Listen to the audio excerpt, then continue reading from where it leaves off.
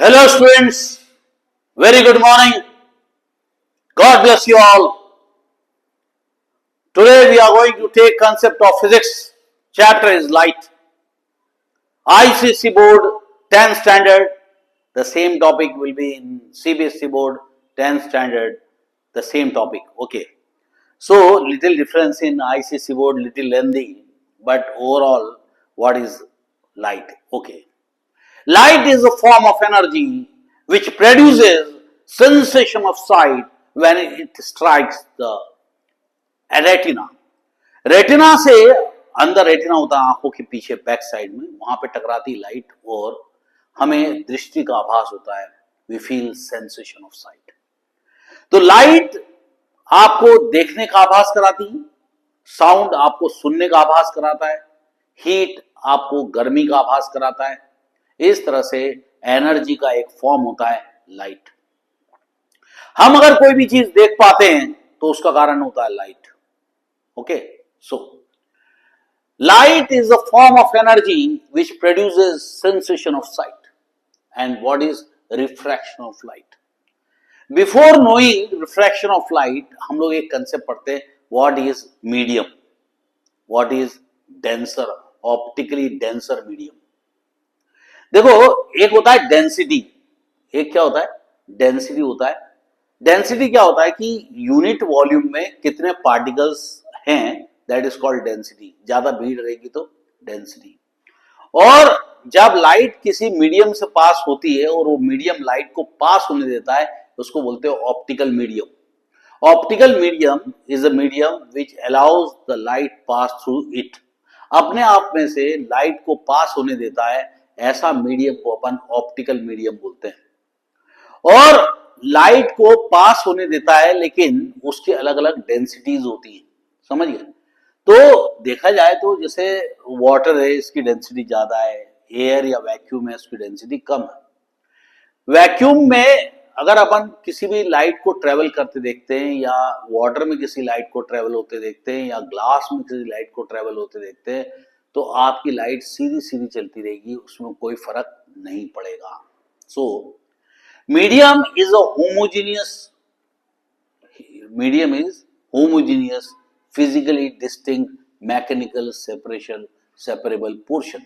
यानी कि अगर आपको देख रहे हो कि एक कांच पानी में गिरा हुआ है, आप हाथ से उठा के निकाल लो, पानी को अलग कर दो, तो एक फिजिकली डिस्टिंक्ट है, यानी आप अलग से देख लेते हो कि ये पानी है, ये ग्लास है, ये एयर वैक्यूम है ना, अलग से पता चल जाता है. उसी तरह से फिजिकली डिस्टिंक्ट होता है, मैकेनिकली सेपरेबल होता है और होमोजीनियस होता है. अगर पानी देखोगे आप तो पानी के अंदर के जो पार्टिकल्स है हर जगह सेम है, होमोजीनियस है. तो मीडियम आपका डेंसर हो सकता है, मीडियम आपका रेयर हो सकता है. और ये मीडियम कौन सा है? Optically denser medium. समझिए? तो when light travels from one medium to another medium, अगर आपके लाइट जैसे मान लो ये मीडियम 1 है और ये मीडियम 2 है, ऐसे मीडियम का प्लूरल होता है मीडिया. समझिए?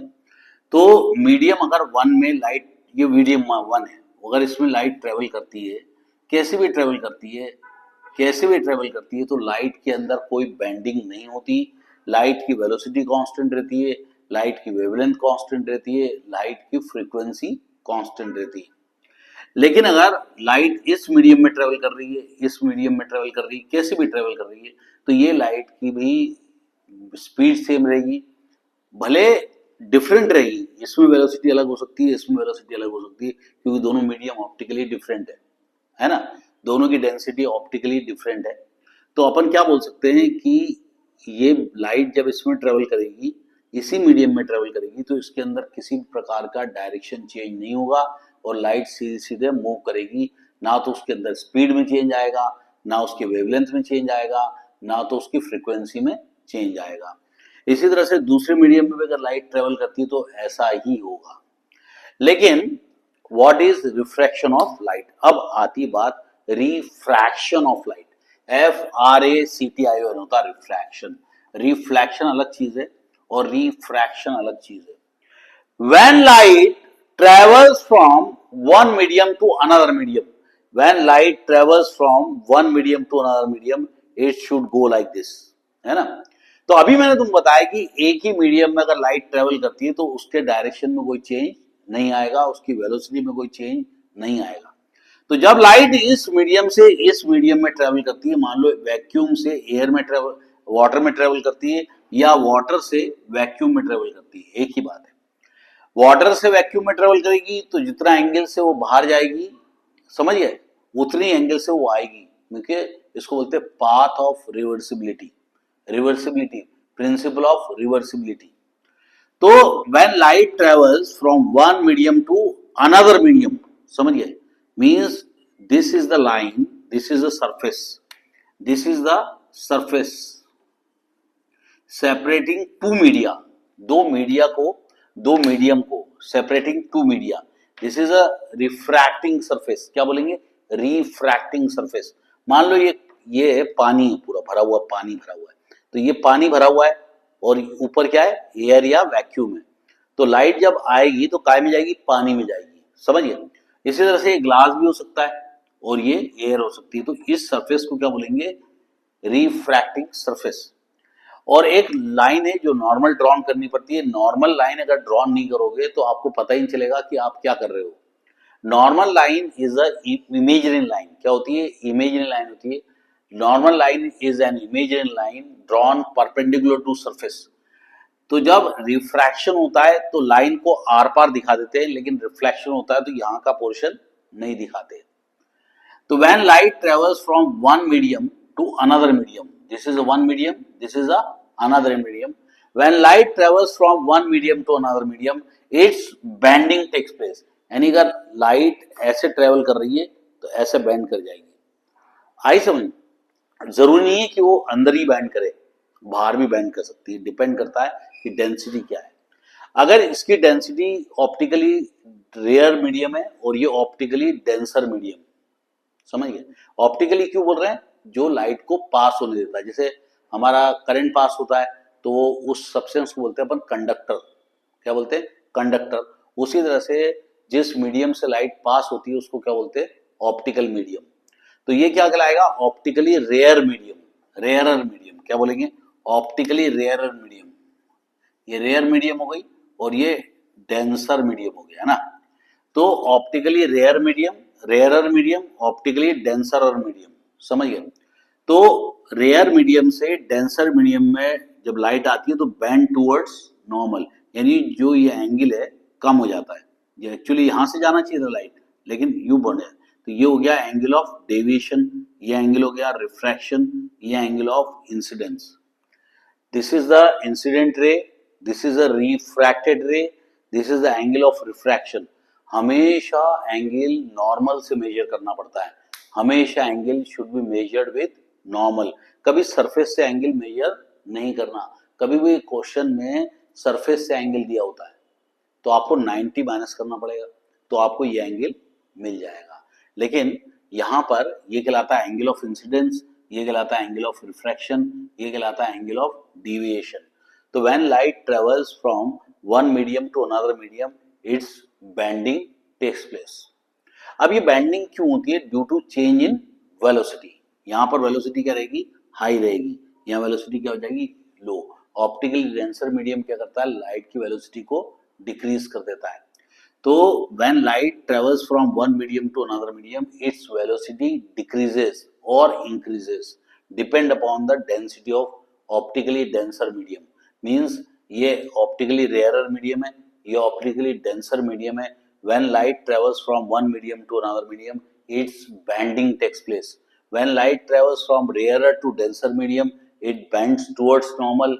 When light travels from denser to rare medium, bend away from the normal. अगर ये लाइट ऐसे आती है और ये एंगल आई कहलाता है तो लाइट ऐसे बैंड हो जाएगी और ये एंगल हमेशा ज्यादा रहेगा। ये तो जब रेयर से डेंसर मीडियम में जाते हैं तो एंगल ऑफ इंसिडेंस जो होता है ये एंगल ऑफ रिफ्रैक्शन से बड़ा होता है, लेकिन जब डेंसर से रेयर में जाते हैं तो एंगल ऑफ इंसिडेंट जो होता है एंगल ऑफ रिफ्रैक्शन से छोटा होता है। देखो आप, ये एंगल छोटा है, ये एंगल बड़ा है, ये एंगल बड़ा है, ये एंगल छोटा है। तो हमारी जो लाइट होती है वो पाथ ऑफ रिवर्सिबिलिटी पे काम करती है। अगर आपने ये 45 डिग्री पे लाइट को छोड़ा है और आप डेंसर मीडियम से इस लाइट को छोड़ते हो तो ये बराबर उसी पाथ से वापस चले आएगा, जिस पाथ से ये आ रहा है उसी पाथ से ये वापस चले आएगा। इसको बोलते हैं principal of reversibility, POR। POR is a path ray of, क्या बोलेंगे, पाथ रे, रे ऑफ पाथ, पाथ रे बोलेंगे, रे ऑफ पाथ, ये पाथ रे का पाथ है। तो POR इज द पाथ रे, जो रे का है पाथ है। एंगल ऑफ इंसिडेंस क्या होता है, नॉर्मल के साथ जो इंसिडेंट रे एंगल बनाती है वो एंगल ऑफ इंसिडेंस कहलाता है। नॉर्मल के साथ जो रिफ्रैक्टेड रे एंगल बनाती है उसको बोलते हैं एंगल ऑफ रिफ्रैक्शन। ये एंगल अगर रेयर मीडियम से डेंसर में जाएगा तो ये मीडियम छोटा रहेगा, ये एंगल छोटा रहेगा। डेंसर से रेयर में जाएगा तो ये एंगल बड़ा हो जाएगा। तो जरूरी नहीं कि एंगल आई ऊपर ही हो, एंगल आई नीचे भी हो सकता है।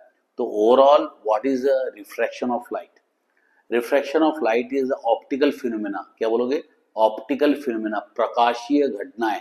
Refraction of light is a optical phenomena when light travels from one optically rarer medium to optically denser medium और वाइस वर्सा, यानी ऑप्टिकली रेयर मीडियम से ऑप्टिकली डेंसर मीडियम में जाना पड़ता है और टू डिफरेंट मीडिया। लेकिन मीडिया क्या होनी चाहिए, ऑप्टिकल मीडियम होनी चाहिए। आप सिर्फ मीडियम बोलोगे तो गलत है, क्योंकि मीडियम तो कुछ भी हो सकता है। सॉलिड, अपन वुड को मीडियम बोल सकते हैं, आप स्टोन को मीडियम बोल सकते हैं, आप वॉल को मीडियम बोल सकते हो, आप बोर्ड को मीडियम बोल सकते हो।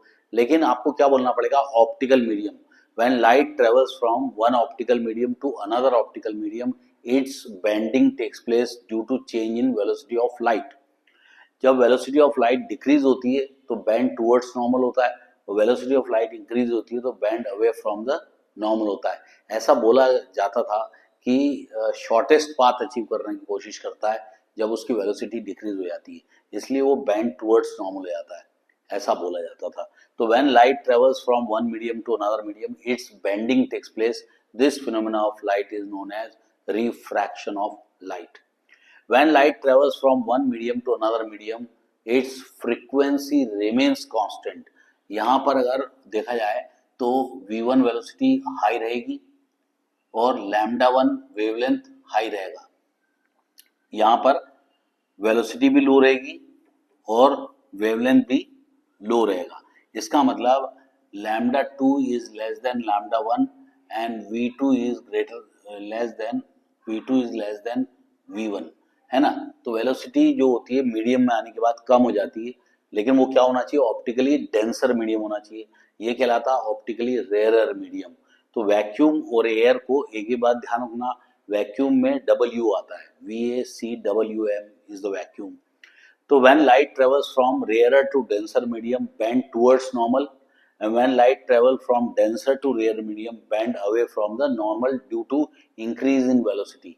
तो bend away from the normal क्यों होगा, due to increase in velocity, but the frequency keep in brain, okay, frequency remains constant, means you can use the formula C1 upon C2 is equal to λ1 upon λ2 and frequency is constant।